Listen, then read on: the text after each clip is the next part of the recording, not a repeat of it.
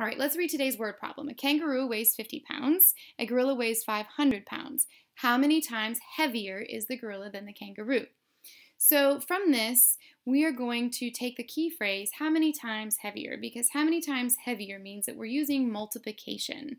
And from that, we're going to be able to solve all of these questions about this one single word problem. So let's start on our whiteboard. We know that how many times heavier tells us we're going to do multiplication.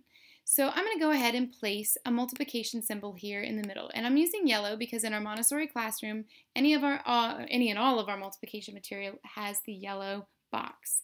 So another thing we know about multiplication is that when we multiply, the product is always larger. The product is always larger. So I'm going to come over here and I'm going to put some more information. It told me that the gorilla was 500 pounds. That's a pretty large number. And it told me that the kangaroo was 50 pounds. 50 pounds. So basically, I'm trying to solve this number. This is how many times heavier. How many times heavier? So we take 50 and somehow we have to multiply it by a number to get to 500. The question is, what number is it? Just like in addition and subtraction we have families, we also have families here in multiplication and division.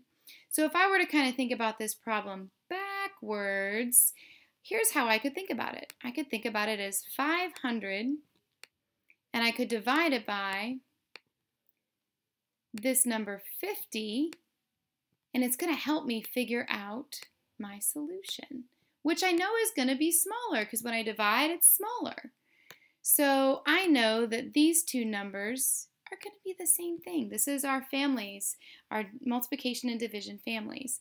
So I can solve it by trying to figure out what I can multiply by to get 500, or I can divide out whatever I think is best. So I'm going to show you the division route here using our stamp game just for fun. So if we know that we're going to use our gorilla, which is 500 pounds, and we know that we're going to divide it by 50. There's 10, there's 20, there's 30, there's 40, and there's 50. I can divide this evenly. Each one gets the same amount for each division skittle, or 10 skittle. So every 10 gets 100, but remember in division it's what 1 gets, and we don't have that here. But we do have some pretty good knowledge.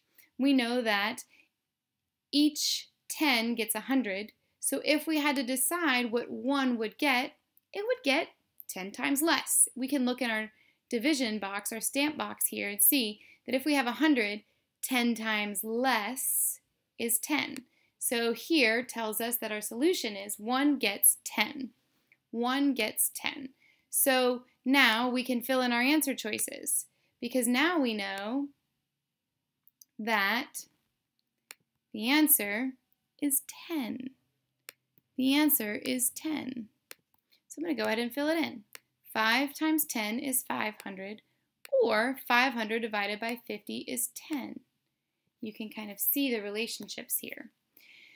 So another thing I could point out, if you were interested in knowing, is the power of 10. Remember I talked about it with our stamp box. So 10 times more, 10 times more, 10 times more. We could go 10 times less, 10 times less, 10 times less.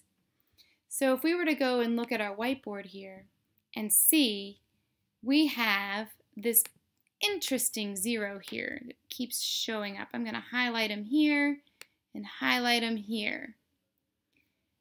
Basically, if I were to take those zeros away, I could say 5 times 1 is 5. And then I could just put the zeros back in.